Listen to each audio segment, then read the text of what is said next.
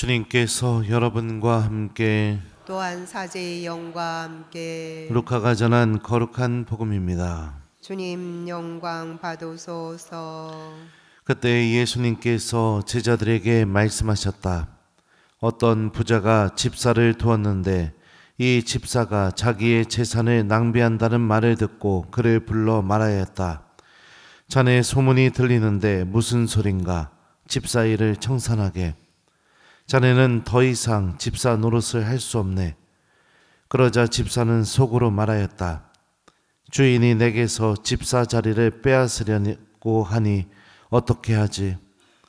땅을 파자니 힘에 부치고 빌어 먹자니 창피한 노릇이다. 옳지, 이렇게 하자. 내가 집사 자리에서 밀려나면 사람들이 나를 저희 집으로 맞아들이게 해야지. 그래서 그는 주인에게 빚진 사람들을 하나씩 불러 첫사람에게 물었다. 내 주인에게 얼마를 빚졌소? 그가 기름 100항아리요 하자 집사가 그에게 당신의 빚문서를 받으시오. 그리고 얼른 앉아 쉰이라고 적으시오 하고 말하였다. 이어서 다른 사람에게 당신은 얼마를 빚졌소? 하고 물었다. 그가 밀 100섬이요 하자 집사가 그에게 당신의 빚문서를 받아 80이라고 적으시오 하고 말하였다. 주인은 그 불의한 집사를 칭찬하였다. 그가 영리하게 대처하였기 때문이다. 사실 이 세상의 자녀들이 저희끼리 거래하는 데에는 빛의 자녀들보다 영리하다. 주님의 말씀입니다. 그리스도님 찬미합니다. 오소서 성령님. 주인은 그 불의한 집사를 칭찬하였다. 그가 영리하게 대처하였기 때문이다. 안녕하세요. 예, 오늘 복음 내용이 참 우리가 이걸 어떻게 이해해야 되나 당황스러운 내용입니다. 근데 예수님께서 말씀하시려고 하는 메시지가 뭔지를 좀 우리가 생각하면서 복음을 들여다보면 또 어떻게 이해해야 되는지 또 답을 찾을 수 있는 것 같아요. 이 집사가 잘리게 생겼어요. 그죠? 주인이 이제 집사 그만하라고. 그렇게 되니까 이 집사가 어떻게 생각을 하냐면 이렇게 생각합니다. 주인이 내게서 집사 자리를 빼앗으려고 하니 어떻게 하지? 땅을 파자니 힘에 부치고 빌어 먹자니 창피한 노릇이다. 옳지, 이렇게 하자. 내가 집사 자리에서 밀려나면 다른 사람들이 나를 저희 집으로 맞아들이게 해야지. 그러니까 집사라는 직업을 잃어버리게 하는 선택을 하는 게 아니라 다른 집 가서라도 집사를 꼭 해야겠다. 내가 땅 파서 일해가지고 먹는 것도 너무너무 힘들고 남들한테 빌어 얻어먹는 것도 너무너무 창피하고 부끄러우니 다른 사람 집에 가서 집사를 해야겠다. 이렇게 생각을 합니다. 그리고 나서 곧바로 움직이죠. 그 움직임 방법은 아주 잘못된 방법입니다. 근데 중요한 건 뭐냐면은 마지막에 이렇게 복음이 끝나요. 주인은 그 불의한 집사를 칭찬하였다. 그가 영리하게 대처하였기 때문이다. 영리하게 대처했다는 게 뭘까요? 집사에서 잘리게 된다는 걸 알았을 때 어떻게 해서든지 방법을 찾아서 다른 사람들한테 호감을 사서 집사의 일을 계속할 수 있게 하기 위해서 움직였던 거. 이게 이 집사가 갖고 있었던 영리함이죠. 그러면 우리도 한번 생각해 봅시다. 우리들도 하느님의 자녀이고 하느님 나라의 초대를 받았습니다. 오늘 일독서는 이렇게 말해요. 그러나 우리는 하늘의 시민입니다.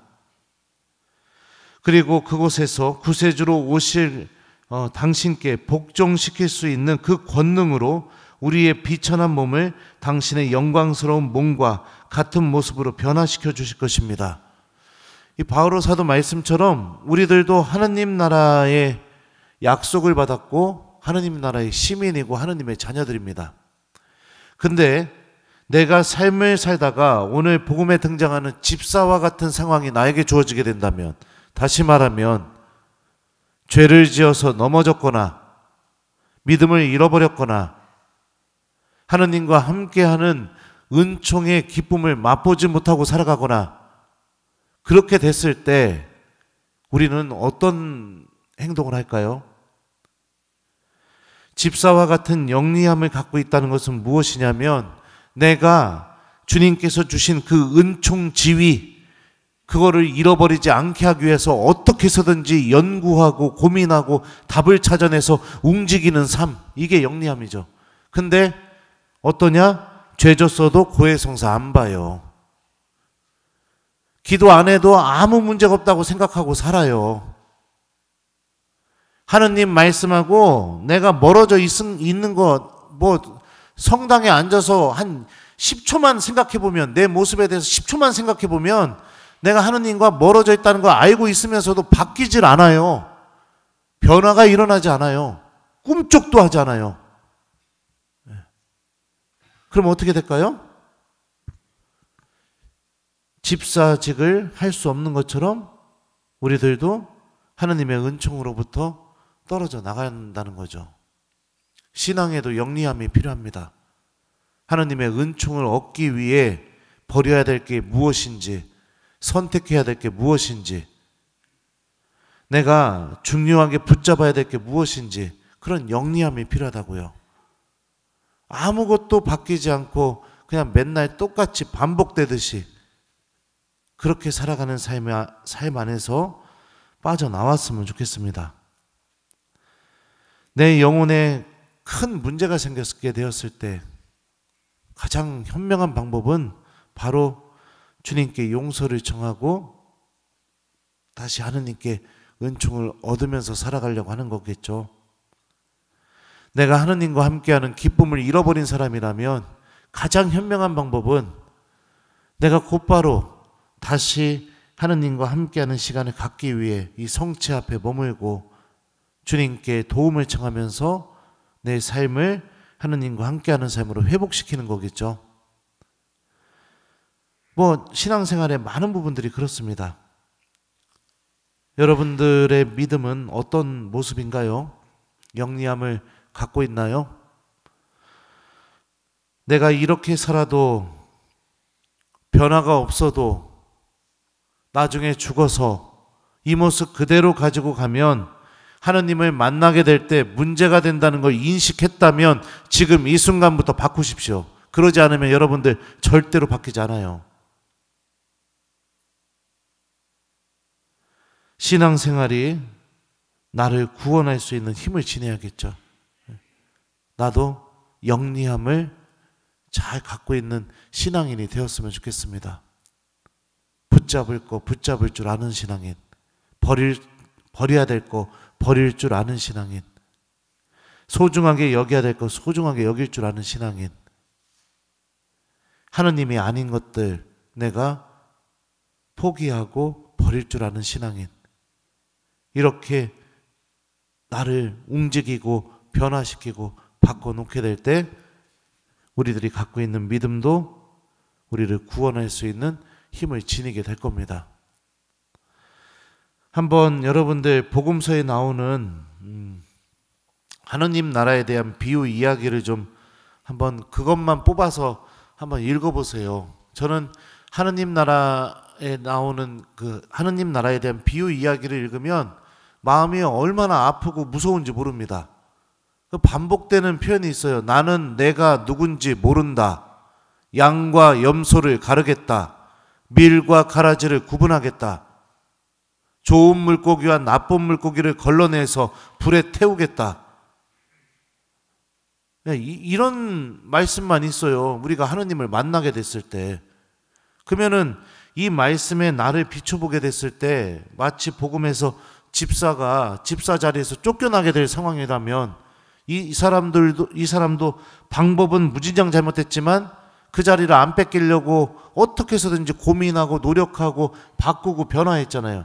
그렇다면 이렇게 불의한 집사도 자기 자리 안 뺏기려고 이러고 있다면 하느님의 자녀인 우리도 주님의 은총지위를 뺏기지 않으려고 노력하는 모습이 필요하겠죠.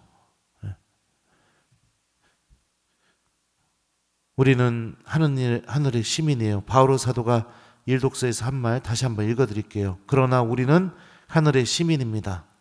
그리고 그곳에서 구세주로 오실 당신께 복종시킬 수 있는 그 권능으로 우리의 비천한 몸을 당신의 영광스러운 몸과 같은 모습으로 변화시켜 주실 것입니다. 그러므로 내가 사랑하고 그리워하는 형제 여러분, 나의 기쁨이며 화관인 여러분, 이렇게 주님 안에서 굳건히 서 있으십시오. 사랑하는 여러분. 오늘 일독서 마지막 말이 제가 여러분들에게 하고 싶은 말입니다. 주님 안에 굳건히 서 있으십시오. 하느님의 은총을 빼앗기지 않고 굳건히 서 있을 수 있도록 나의 모든 영리함을 구원을 얻는 데 사용하십시오. 돈 벌고 나 드러내고 하느님 버리고 그런데 내 영리함을 쓰지 마시고요. 오늘 숙제는 여러분들 성찰하는 하루를 보내기, 이게 숙제예요. 내 모습에 대해서 한번 성찰해 봅시다. 내가 이렇게 살아가고 있는 나의 삶, 오늘 복음에 나오는 집사처럼 자리를 정말 빼앗기는 건 아닌지, 하느님과의 관계에서 어떤 게 문제가 되고 있는지 한번 내 자신을 성찰하고 잘못된 것이 있다면 곧바로 움직여서 고치고 고해성사하고 기도를 다시 시작하고 이러면서 주님께서 주신 이 은총지위를 잃어버리지 않는 그런 하루를 보낼 수 있도록 노력했으면 좋겠습니다. 주인은 그 불의한 집사를 칭찬하였다. 그가 영리하게 대처하였기 때문이다. 아멘.